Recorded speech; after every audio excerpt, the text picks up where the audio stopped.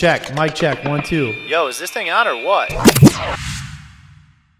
What is going on, everyone? Welcome back to another episode of the Platform Podcast. As always, I am your host, Dex. If you're watching on YouTube, make sure you guys hit that subscribe button. If you're listening on Apple Podcasts or Spotify, give us a follow, leave some comments, let me know who you want to see on upcoming shows. And of course, follow the socials at the Platform Mix so we can get our follower count up because we're trying to grow this show, you know? It's been a little while. First things first, we got a new table here. Very proud of that. I know on the last episode I was saying how much I hated this table. Little news update. House did have a flood, so it's been a little while since we actually got back in here recording. I put the last 2 episodes that I had recorded out, but now we have the first one filming since the little debacle with the house. Have an awesome guest we had lined up prior. Got him here now. Making the time to come out. Sitting down with Logan Garrett, DJ, producer from right here in Nashville. Got a lot of stuff to talk about with you. A bunch of new releases, new remixes, new originals coming out. Bunch of stuff that we want to talk about from some new things that are happening with you in the DJ world. And to get started, man, let these listeners, let these viewers know a little bit about you, how you got your start in music, how long you've been out here in Nashville, and give us a little story. Yeah, for sure. Dude, thanks for having me. I'm happy to do this. My name's Logan Garrett. I'm from Nashville, Tennessee. I was born here, went to college in Knoxville, came back. I've been DJing for quite some time. We'll just leave that at like 10 plus years. Not trying to age yourself. Yeah, not trying to quite do that. But yeah, a minute. And you've been having a lot of fun. You know, I've been working in a lot of different spaces. I dabble in, or I guess don't dabble. I work also in like hip hop space and a couple of other things. So yeah, I've got some music I'm putting out and been working on remixes and things. And yeah, just having fun with it, I think is important too. Yeah, you've had a lot. I'm even in like the last year of 2025. Getting some news publications with some of the EDM that you were being kind of labeled as in some of these articles and things like that. I definitely wouldn't put you into like a specific genre from all the times that I've heard you DJ. So it's kind of nice just being able to hear like the different productions that you've done and then obviously the different artists that you are working with that we'll get to be able to touch on. But it's truly pretty wide, your range of music. Thanks for saying that. Yeah. But is that like something that you're specifically trying to hone in on, or is there any genres that you look at with like some of these new tracks that you're putting out and people that you're working with? I feel like it's kind of all over the place. It's really all over the place. And it I think all comes from like when something catches my ear and then I just have this like urge or desire where I'm like, that needs to become this or like I want something to happen, then I'm like dead set on creating it until I do, and then I share it with the world. And I don't really feel like I've like put myself in a box or anything, which some people would say is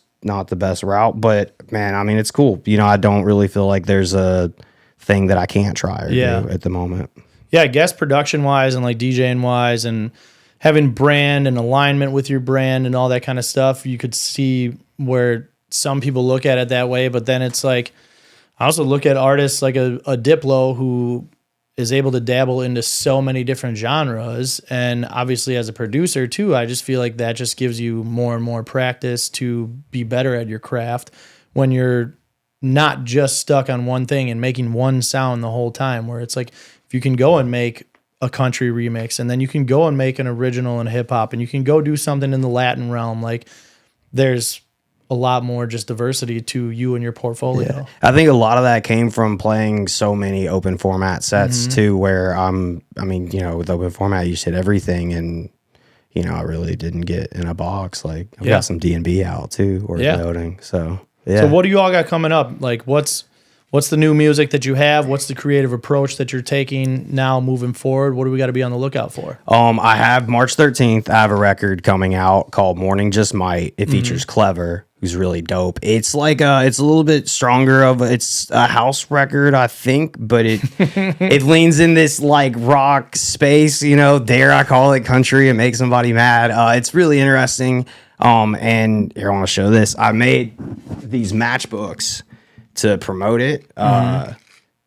And you will see the matchbook online as the cover art is just like an image of the matchbook. Yeah. But that was a really cool, like, I'm proud of how for this song, it sounds like this feels and looks. Okay. Like, and like when you'll hear the song, did I send it to you yet? No. Okay. No. You'll be like, holy shit, that song sounds like a matchbook and fire, and like it feels like the emotions and things and like some of the commentary in it and stuff. So I'm really excited to see how that's received. And, I'm pumped to like roll that one out. And working with Clever was pretty cool too.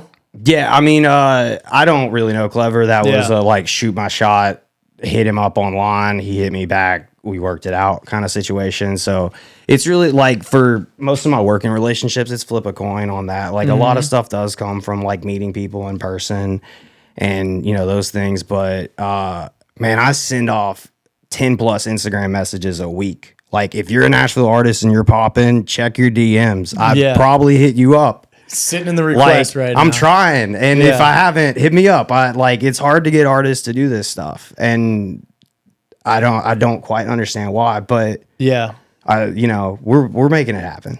Wait, so explain a little bit of like how that happened then. Like were you already kind of having a demo that you had set, or was it just like you're hitting up Clever because you saw his other work, you thought that the sound was good, you wanted to be able to work with him, and then you hit him up, or how did like the process go? I had like an instrumental demo and a bunch of references, and for that it's going to depend on the song. Like I have other things I'm working on that I'm like writing lyrics to and then pitching to artists. It just depends. But for that one, I have confidence in his songwriting and stuff, and it's something that he's really like known for. Yeah.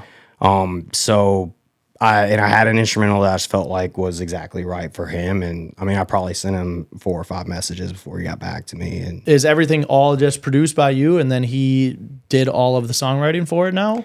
So for this one specifically, it would have been an instrumental that I produced. Yep. I mean, I guess we'll knock this one out early. Like I get help with a ton of my stuff all the time. Like I have mix engineers, I have people to help me produce, session musicians. Like I'm not doing any of this stuff on my own completely. I mean, I feel like that's pretty common here. It's part of why it sounds so good. Yeah. Or I think it sounds really good. Yeah. But like I can't do all of that by myself. So there's some other hands that help me get that to where it is. And then I sent it to him, and I think in less than a week he had it back. Damn. So, and I mean, then it became, okay, now I have these vocals. Let me figure out how to chop them. Let me make this a song. And not just like if I had just said, okay, his vocals are done and over the instrumental, like the song would have been pretty. Not what it is now. Yeah. So there's a lot of development. I would even say more time into the process after than before of like getting it all the way done.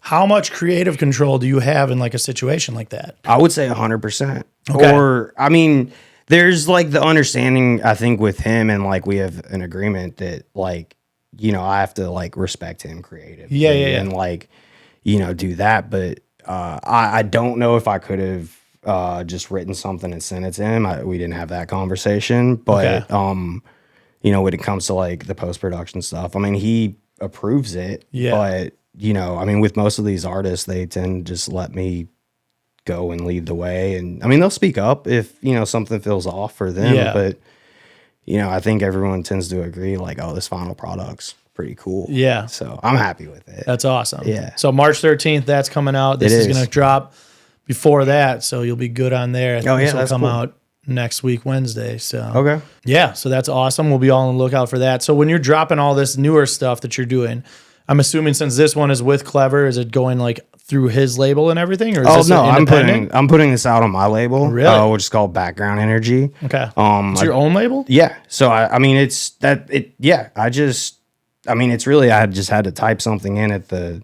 Yeah. Like someone has to be the label, right? But I have like a distributor and all of those things set up. But I'm fully independent, and I just put things out myself and.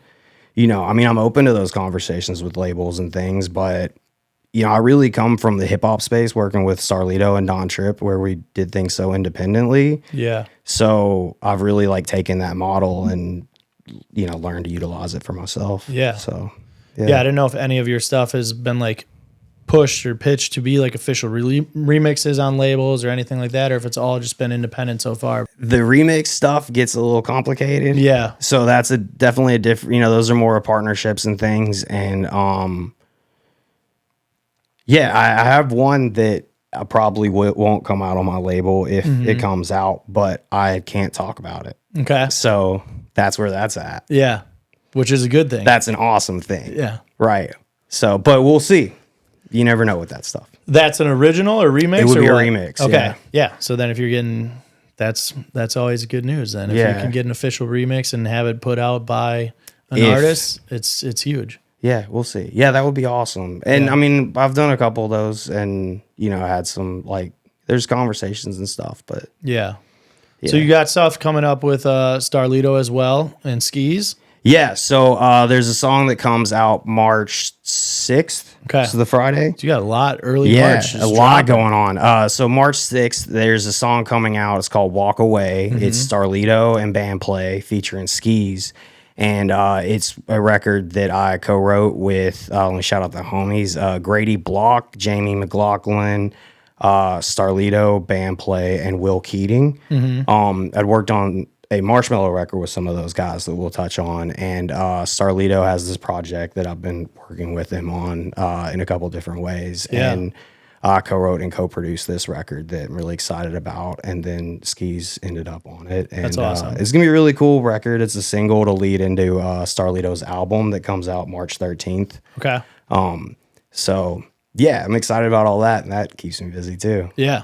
Skis is awesome. We've worked with him a bunch at Barstool. Yeah, love Skis. Saw him the other week in Scottsdale when we were down there too, but he's a great dude, and he is an absolute fucking party animal. So Gets down. It's cool for here in Nashville too, because he's so tapped into everyone in, I kind of feel like, all the markets, and especially within like the service industry. So I mean, doing something with him, is going to get pushed to the majority of people. But then obviously having Starlito and Band Play on it too, you can get. I mean, I feel like you're going to be able to hit a bunch of different demographics with just age demographics to then just different markets as well too. So that's good. And to clarify, that's a Starlito release. So I wouldn't be like listed as an artist there. That's just a like write and produce situation. But you get the songwriting, But yeah, so I'm trying to get into more of that, or a lot of that too, because, songs for bigger artists. How long have you been doing like songwriting now? I'd say songwriting, like actually sitting down and writing songs and trying to crank them out, is like somewhat newer to me in the past 5 years. I mean, producing goes further back. But like, it's a lot of fun, and it seems to come somewhat naturally. I spent so much time with music that it works. And I've been collaborating with people that have really been teaching me a lot there that have experience.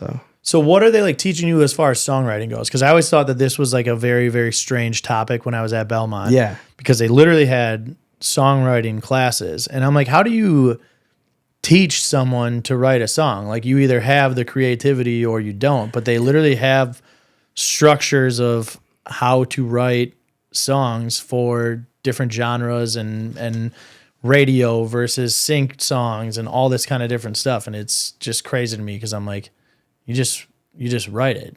Well, I mean, dude, we've spent so much time with music. Like, you know how there's like, we can look at WAV files and know so much about a song. So the same applies to like structure and things. And, there's rules of thumb of like, I don't know that I can sit here and list them out, but like, there's things that work and things that don't. And when we hear them, we know that.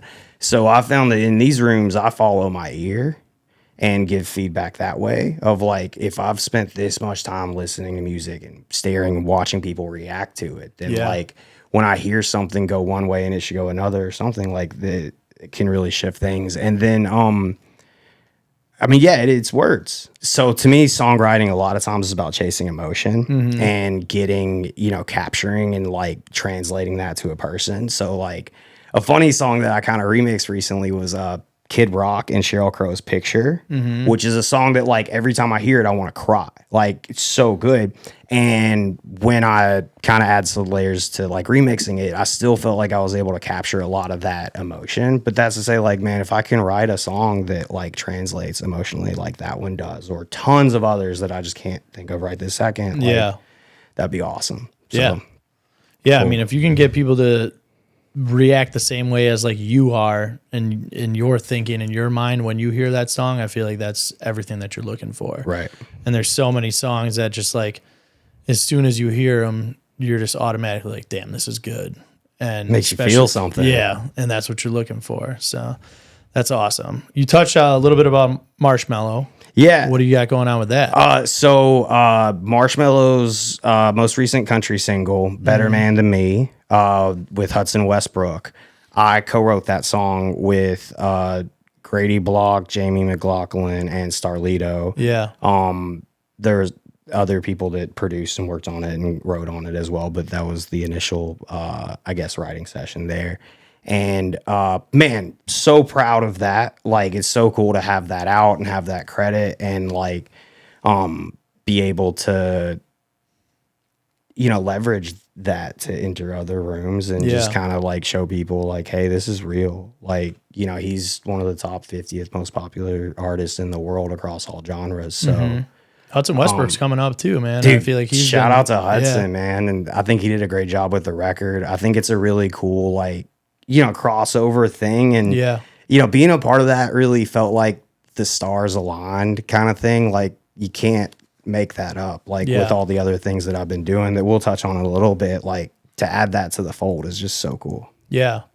Hudson has done stuff at Barstool before, but then obviously, like, I think CMA Fest last year I saw him. I don't remember if it was CMA Fest or some other time, but yeah, I mean, he's another up and coming country artist. And then Marshmello, I mean, as soon as he gets on something, it's almost guaranteed to be a very, very well produced track. I mean, he did Miles on it with Kane Brown too. So it's like that crossover. It's again another thing where it's like that's somebody who's being able to dip into multiple genres, and it's helping for him to be able to cross over. And I feel like right now, the whole crossover thing, whether it's doing country with EDM or even just some of these hip hop artists hopping on EDM tracks where it's like getting official remixes. I mean, like Disco Lines has his stuff with Ty Dolla $ign right now where it's all big. And Shoreline Mafia.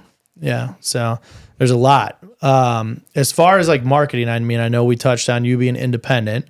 We talked at Barstool a little bit ago, and you mentioned how there's like different strategies that you work on when you are releasing stuff yourself. Yeah. And then I think you touched on like Diplo or somebody else being able to kind of utilize different strategies of putting stuff out in different markets of like completely different countries and making like that your target because either like the ad revenue is cheaper there or the kind of competition is a little bit different there where it's like, if you have a good song and it can hit in those markets, then all of a sudden you're the top song in that market. Right. So tell me a little bit about your strategies when you go about releasing these, how you're doing distribution, if there's different playlists that you're targeting or just any other kind of tips that you go for. Yeah, for sure. I think that a great like reference point here is a record I put out. It's called Know Me, I'm In. It features Sasha Rist, who is, she's from Venezuela. And I collaborated with Tiger Toast on it, who's one of my favorite remix DJs. He's also like he's three from other Australia. People, so yeah, he has a couple names. So shout out to him, James. But yeah, he's really dope, and you know he helped me out with the production a lot. And I heard Sasha I was in Mykonos, and a DJ played a record that she was featured on called Altura. And the moment I heard her voice, it was that creative thing I talked about earlier. If I was like, I need to find out who this person is singing right now, find them and work with them. So Shazam the song, found it, messaged her on Instagram the next day. She got back to me within the week, and that's crazy. We put together a record. Yeah.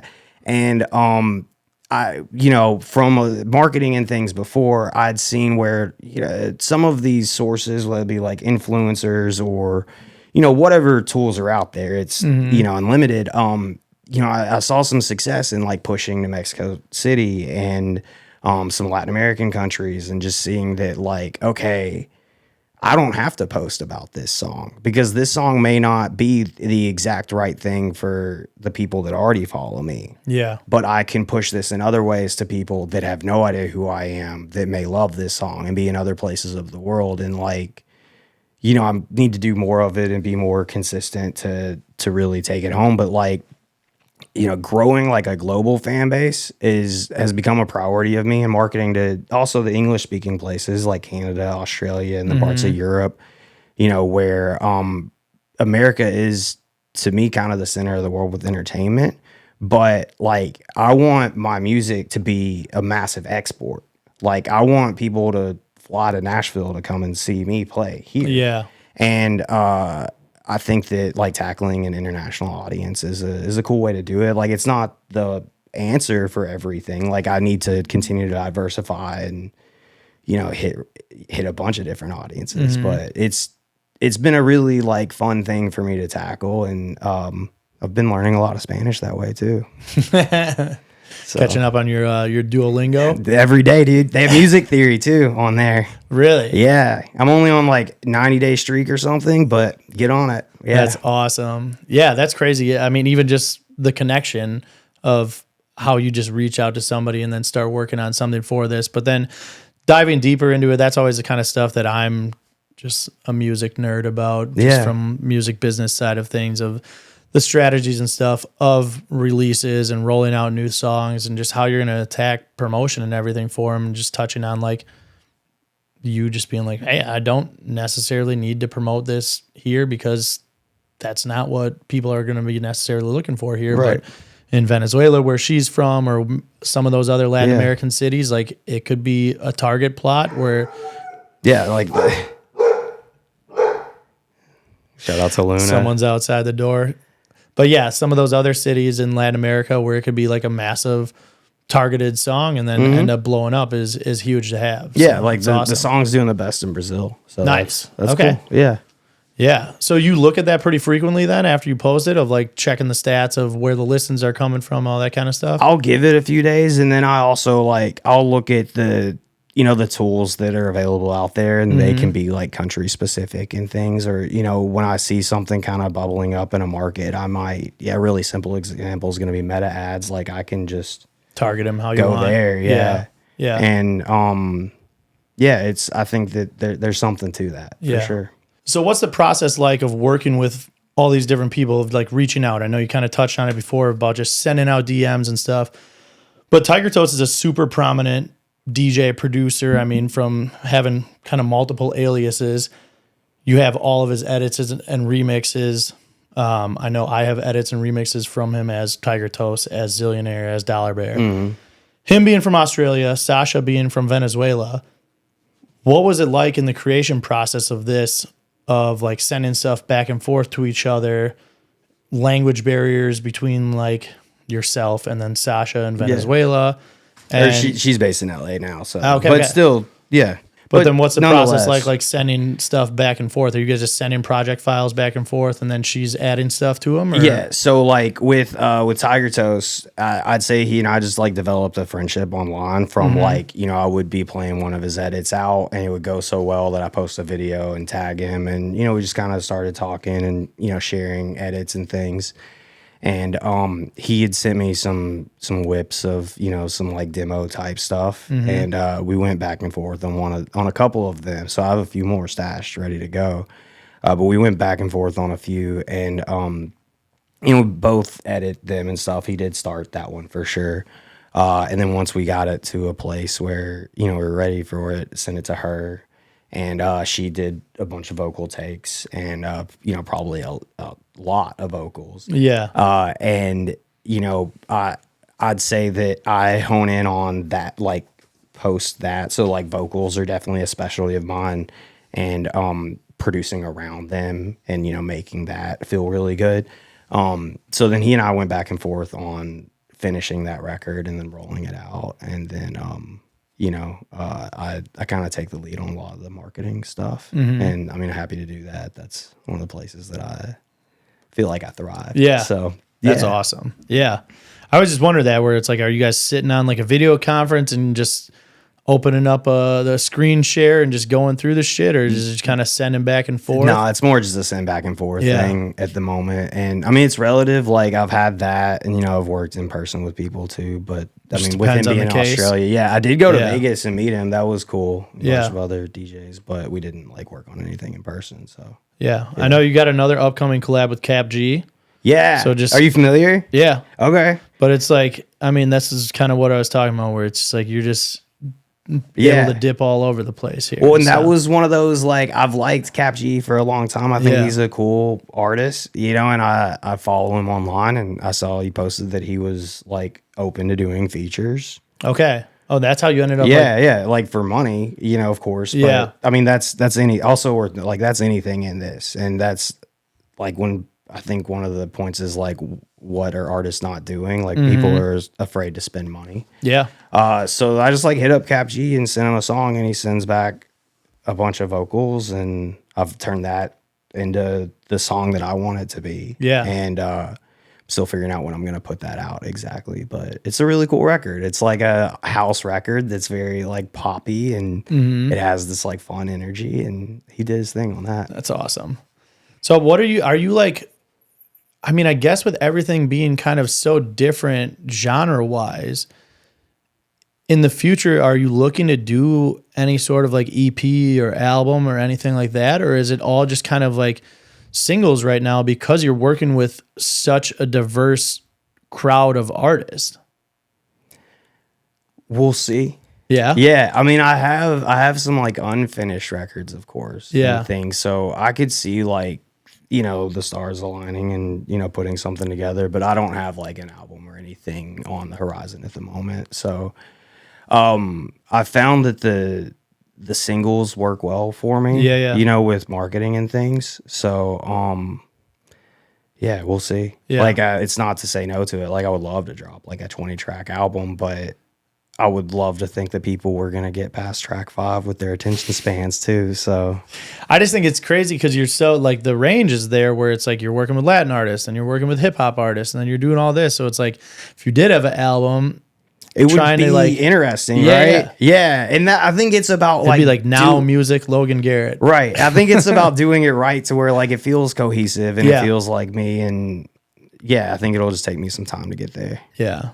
Yeah. I mean, even talking about that, you got Opry Radio. Yeah, so my record that I put out last year called "Take Me Down" that features Madeline Edwards. It was the first ever EDM song to be played on the Opry's radio station, Yeah. WSM, which is a really cool thing that I'm very proud of. So Yeah. that's dope. Yeah, that. So how happened. did that come about? I had some traction, and they're still doing the like EDM country crossover Yeah. space. And I'd been having conversations where I had some records out, but I wanted something a little bit more in that direction. And I got that record together, and I reached out to Madeline, the publicist that I work with. Shout out to my PR lab, David Hawkins. He connected me with Madeline, and she was open to it from the beginning. Like, she had just written some stuff for some like bigger DJs and things. Yeah. And we like got together in person and worked all the way from like the instrumental where she played the piano on it to like the writing of it. Like, shout out to her. She probably drove that one home. And Kyle goes by Feather, producer and artist. He played a big role in that and co-wrote it with us and helped me produce it. I believe he played the guitar there too. So that was a really cool like collaborative in-person effort, Yeah. like multiple sessions, just working on it. And then I threw a party during CMA Fest at Friends in Low Places. Yep. Was able to like bring her out. Bandplay was there. Bunch of other like cool things where kind of happened with that. So that was a whole like moment that I was able to like. Yeah, it kind of all comes full Yeah. circle where you're able to do way more than just a song and then turn it into events and then all that kind of stuff too. So I think that's how you like keep it interesting and make it like, I'm proud of that. yeah. It's a whole thing. To me, that beats out a whole bunch of songs with no context. Yeah, right? yeah. That's awesome. And obviously then this is kind of what you're saying, where it just depends on the situation, where then this one is done all in person, and being able to have these people here in Nashville to go to a studio and produce stuff together and get someone laying down pianos right in front of you and playing guitar, and then being able to kind of do everything all in person, giving the feedback, making the changes is probably a little bit easier. Dude, the energy's crazy. Yeah. Yeah. I mean, you also, I guess, deal with other people too, of like you have less control, but sometimes that can be a good thing. So, yeah. Yeah.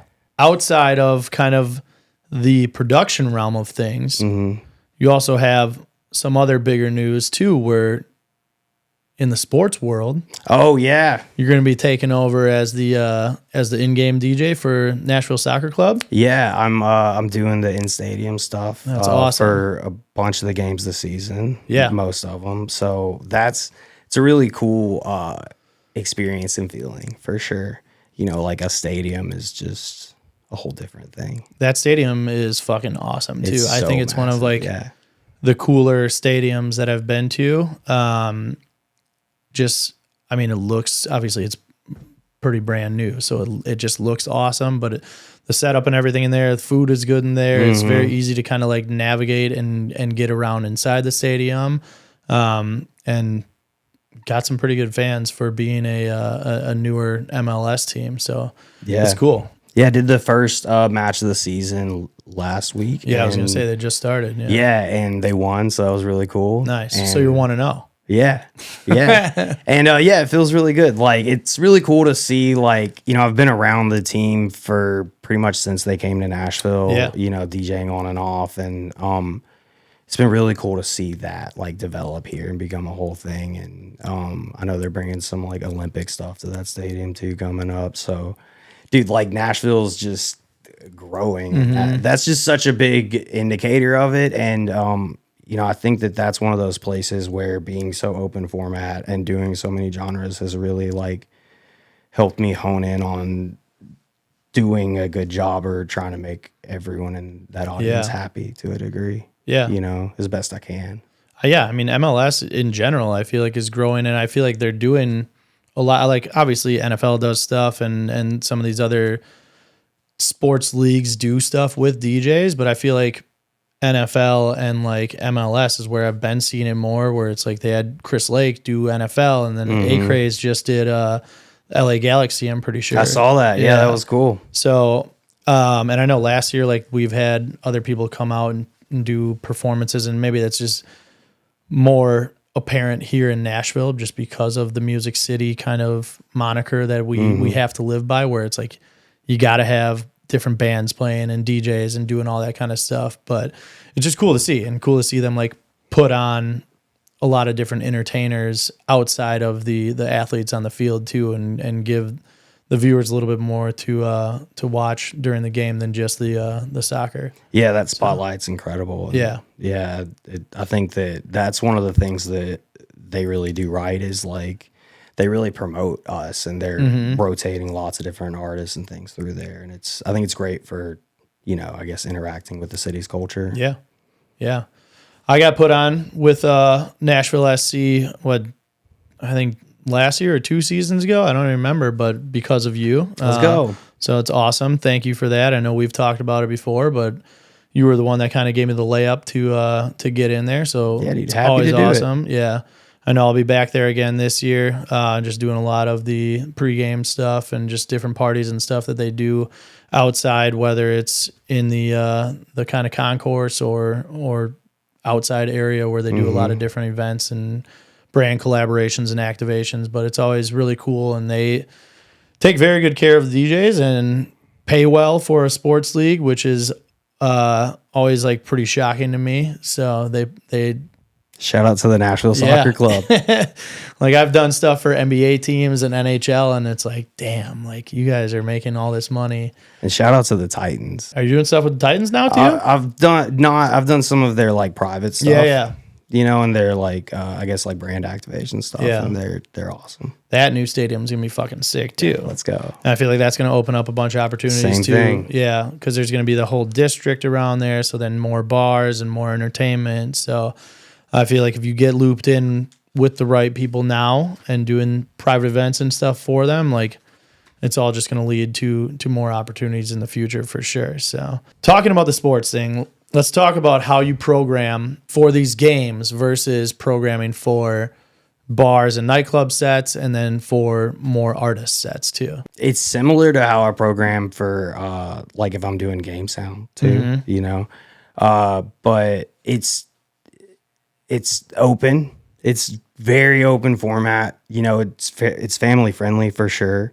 So I do go in and like make clean versions of stuff I can't find. Yeah. So artists, make clean versions, please. Make it easier. Yeah, us, please. for real. And you know, I try to just hit a broad range of stuff. Like I pay attention to top hits. Yeah. You know, like I'm gonna play like an Olivia Dean song here and there, like a Sabrina Carpenter record, and like there's people in there that are gonna love that, and like, you know, a Black Eyed Peas record, because people can scream the words and they all know it and they're excited, and like, you know, let's go. It's about like bringing energy, and then you know, I try to make sure that I have a focus too on like showing people things they haven't heard. Yeah. And so that's always really cool, is to be playing records that, you know, I may have worked on, or just stuff that like caught my ear this week that like I think people like, I think is a really cool record. I'm going to play it and it feels good, and people, you know, I don't know, it's different than dance floor. That's for sure. Yeah. I feel like all the, like I play for the Preds and I play for Nashville SC, and the way that I curate my sets for each team is different. Just obviously because of like the demographic that is going to one sport versus the other as well too, where it's like soccer, you do have a lot of Latin American families that are going to watch these games. But also from what I notice, like after I go and DJ, I'll go into these games and I'll go walk around and take a look at like the fans that are actually going to these games. Right. And soccer more so, I feel like, is such a wide age demographic where there are a lot more like kid fans that are going to these games too. And I noticed that like one of the games, just how social media has kind of opened up the ears for a lot of these younger kids, where it was like Travis Scott playing and the kids knew like every single word to it. And I'm like, what the fuck is going on? Like, how do these kids even know that? But then it goes into your planning for these, because you're like, all right, cool. Not only am I playing to all of the parents that are at this game, but you do have to throw in these kind of like popular trending songs like an Olivia Dean, Man I Need, or stuff like that, that, you know, all of the younger kids that are in the stadium are going to know too. But that to me is where like so much of our value comes in with curation, because just because it's popular and because it's clean does not mean that it's a good idea. Yeah. And I mean that with like content wise, or just like how a song sounds. Like, you know, you got to go in and be like, okay, which Travis Scott song feels right? And not just the most popular Travis Scott song, or it might not be the one that specific kid wants to hear. Like there is one for sure, but like we have to go and like spend the time learning the music and being like, okay, what fits, or like what? Okay, I need to find a remix of this. There's a lot more that goes into it than people kind of realize, I think, where it's just like, just go in and play all of the top songs right now. But just even DJing for a stadium crowd is just so much more different than a nightlife crowd. And then obviously trying to keep stuff clean for any of these is always hard too. So don't want to be the one that slips up and goes viral for playing some dirty edit when it's supposed to be clean or something like that. So Been there. Yeah. Going from playing in stadiums to then on Nashville, playing in nightclubs, bars, all these kind of things. I've noticed so much recently, and it gets talked about online on social media, where it's like people want to bitch about DJs all playing the same songs that are 10, 15, 20 years old. And it's because those songs are the ones getting reactions. Where Man, like, react to the new stuff. Yeah. Please. And that's where it's like, I see these arguments and stuff online. It's like, you guys want to bitch about people not playing new music, but when DJs do play new music, nobody reacts because they don't know the songs. And it's not, I feel like it's not like it used to be, where people went out and were more open-minded about like what they wanted to hear and allowed the DJ to go and play new stuff and be like, damn, this is cool. But now with music being so accessible, people want to hear the same 3 to 5 songs that they listen to every fucking day, that they play on their Spotify, that they're hearing on the radio. And that's all they want to hear then when they go to the club too. And it's just crazy to me that it's like, you don't want to hear some new music and be put onto some new stuff. And it blows our mind. Sometimes it's frustrating, but it's just like, then you kind of just revert back to the hits that you know that everyone's going to react to. And then they do every single time. So it's hard. It's hard to be able to like introduce people in open format venues for sure. I think people are a lot more accepting of being introduced to new music in like a house music curated event or house music venue. Well, and less tourist oriented spaces. I do think that's a thing here in Nashville too, where it's like you get tourists from all over that then just want the same 5 songs. So one, have you noticed that during your sets? Oh yeah. And then 2, how are you going about introducing all of these tracks that you're putting together and you're putting out, being that at the time, like a lot of them are going to be unreleased too. Yeah. And how are you working those into your sets and seeing reactions from people for any of your new stuff? For me, it's been about, I guess, 2 parts, like making things that I feel like can fit there, or to where people, like when I play one of my songs, hopefully go, oh, what is that? I like it. And then, in these sets, they're like multiple hours long that we're talking about. So there's plenty of time to play all of these hits and all of these things. And then, getting the energy in a room to a certain level to where I can comfortably try something out, and then also just being ready to like jump out of it. Yeah. Or like learn from that and watch those people react. And like, I mean, yeah, when I know that I've got something good, it's when I can play something that no one's ever heard and the room stays or even gets better.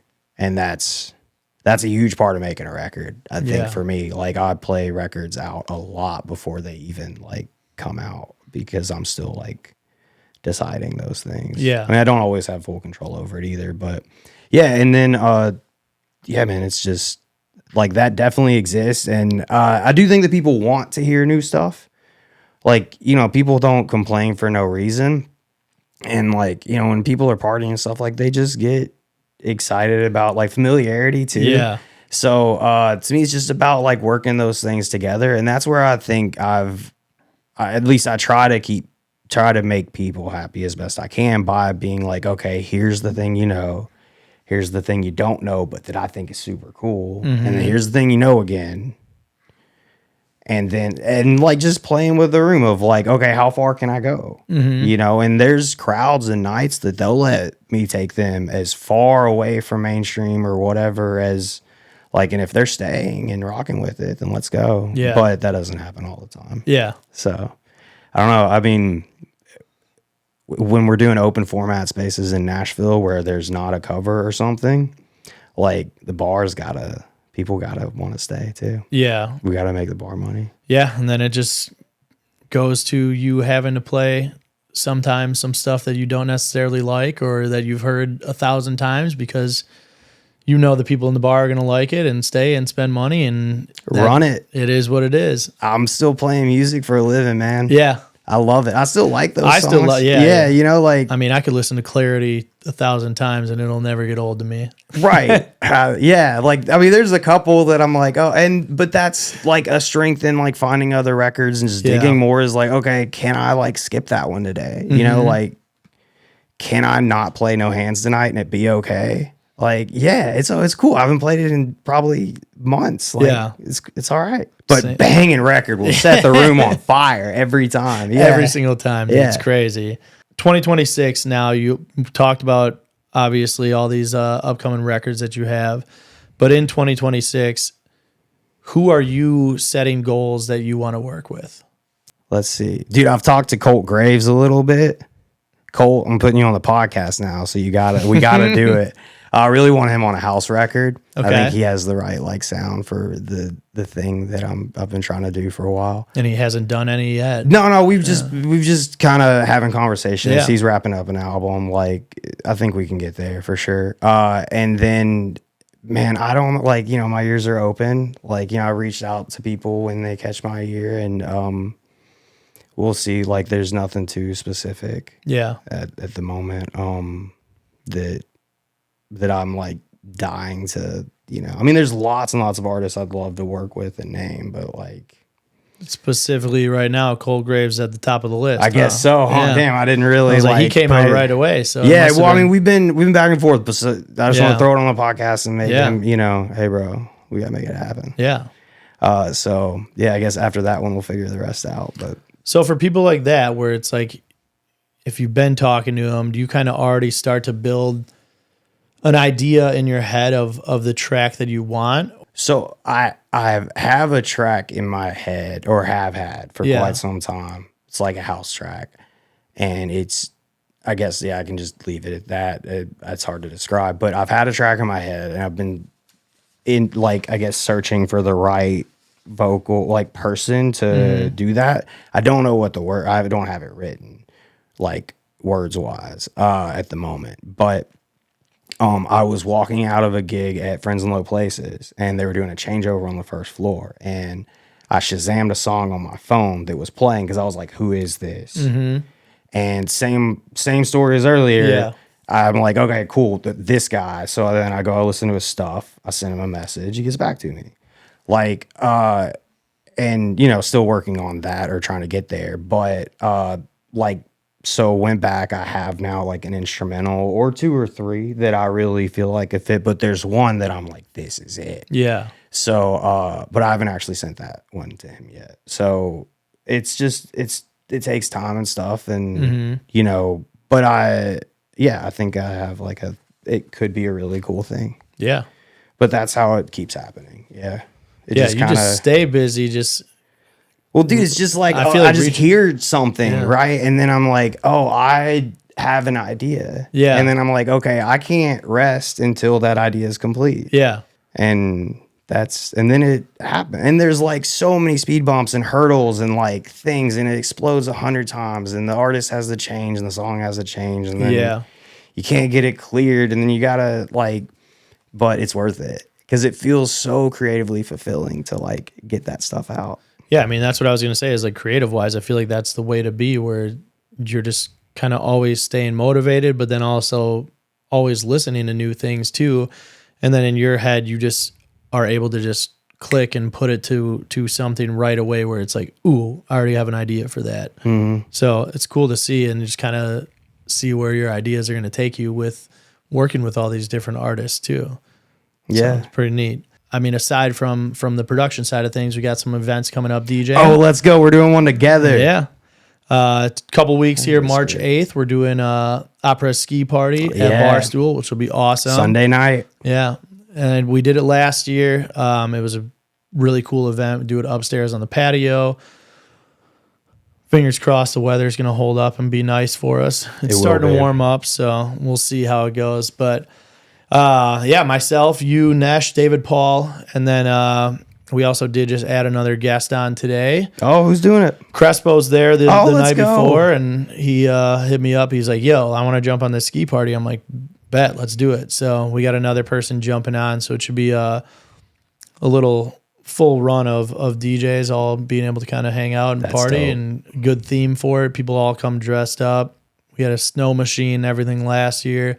Bunch of different drink specials that kind of fit the vibe, and then just being able to be outside on the patio and kind of being like, hopefully getting into the first change of nicer weather for us here in Nashville is a good time. So March 8th, that's our next one. March 8th at Barstool, Sunday night. What else you got lined up right now? Any events that you're doing, touring? I know you're doing a lot of stuff with Starlito. Anything coming up with that? I'm throwing some hip hop shows across the country.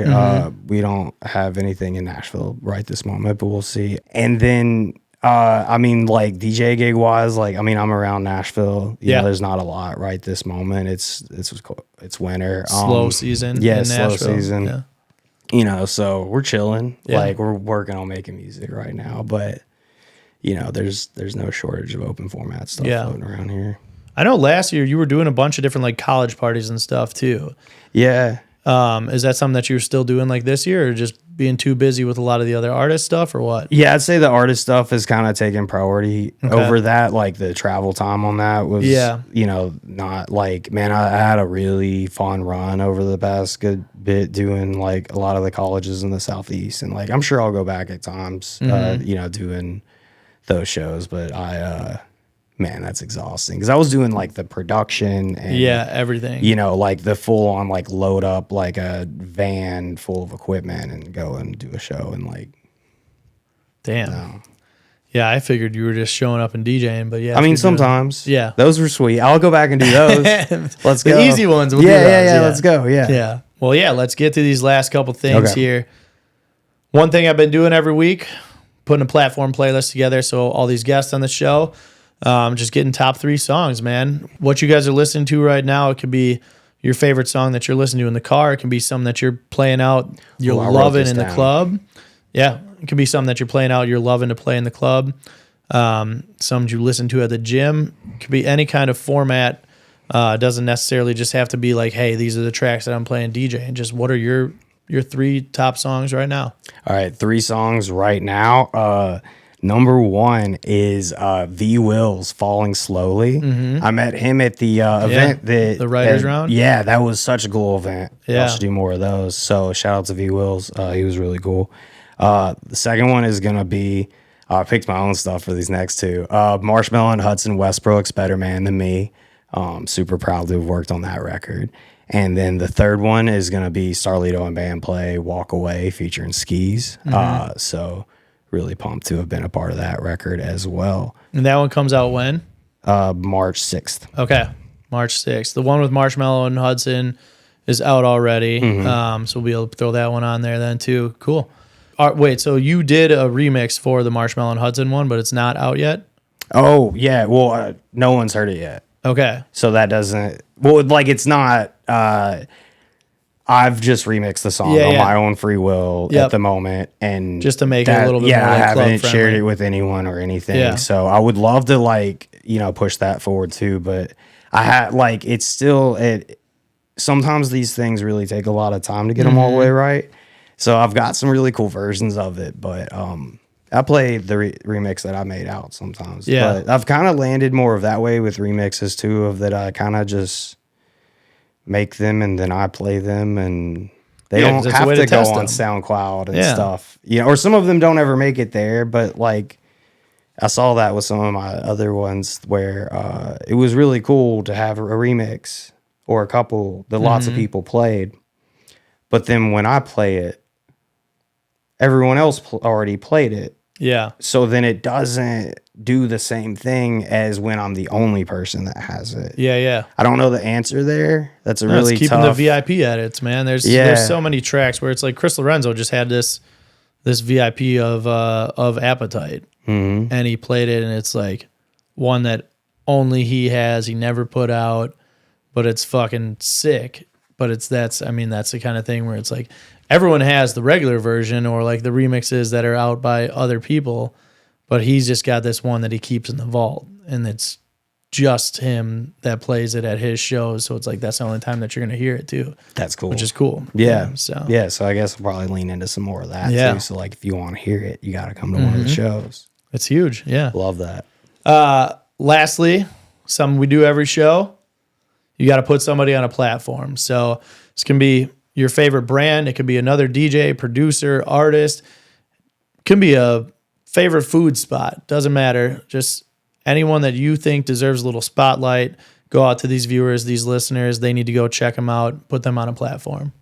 I'm going to spotlight the Canopy Hotel in the Gulch. Okay. It's a Hilton property that I'm starting to work at a good bit and will be around. And they're taking a cool approach musically, it feels like. And it's going to be a place that I'd recommend coming and kicking it and hanging out while I play. So, that's, I guess, a spot that I'm playing a good bit coming up too. So worth spotlighting. So Nice. Yeah. Are they like just starting to do entertainment stuff over there? Or they have been? As far as I know, soon. Like, Okay. within the next Yeah, couple so I weeks. hadn't heard of them doing anything, but I thought it was kind of crazy just when I moved here of like just how much entertainment all of these hotels have, being that they're like all corporate properties, but then they'll still all throw pool parties and have DJs on the rooftops. Some of my favorite gigs, Yeah. too, because that you can get out of that, like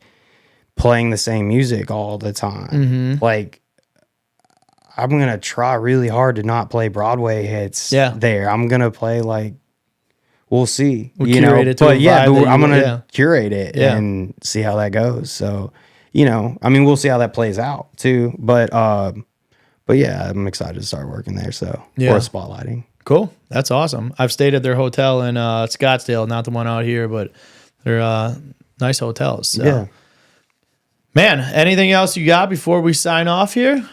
dude, thanks Did for we having miss me. anything? I don't think so. No? I think we covered it. Well, yeah, thank you for taking the time. I know we had this lined up about a month ago, so I appreciate you still making the time to get this all rescheduled and come out here and be on the pod. Shared a lot of awesome information, and nice to be able to sit down with you and shoot the shit. Yeah, And, this was cool. Yeah. I feel like I know you even better Yeah. now. And now we got a lot to look forward to with a lot of these new tracks, so it's cool. So make sure you guys are following Logan. I'll put all the stuff for all of his socials, all of the places that you can find the music that is coming out. And then obviously for myself and the show, you guys know where to follow. These come out every Wednesday, hopefully, unless there's more floods, but hopefully we're done with that. And then out on YouTube, so make sure you guys subscribe. If you're listening on Apple Podcasts or Spotify, give us a follow there. Leave comments. Leave a comment for Logan. Let him know any questions that you guys have, and we'll see you guys next time. Peace. Check. Mic check. 1, 2. Yo, is this thing on or what?